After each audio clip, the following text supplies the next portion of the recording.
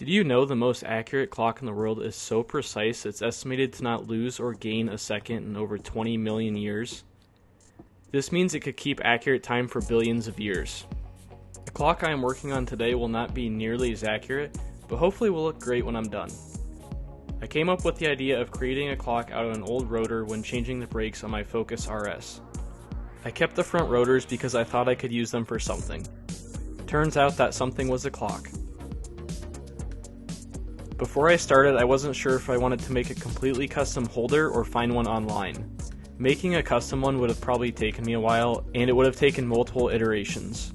I remembered I had used a similar model for a glass picture frame holder that we needed. Once scaled up to 300%, this model worked perfectly. Next, I wanted to add Focus RS to the front of the display, just to make it obvious that that's what this rotor came from. This part took a lot longer than I anticipated, but I used graphing paper to line up the letters and glue them on. I could have done this better if I created a model with just the text extruded from a block, and then I could have done a multicolor print, but I was being lazy. Next, I needed to lay out the numbers on the face of the clock evenly so that the time could actually be read. To do this, I designed a centering ring that went in the middle of the rotor. Then I printed an arm to hang off it and mark out 12 even increments. This step I wanted them to look perfect, so I put off doing it for a day. The problem with perfection is that it can mean delaying any progress. If you're enjoying this video so far, please consider subscribing as it'll really help out my channel.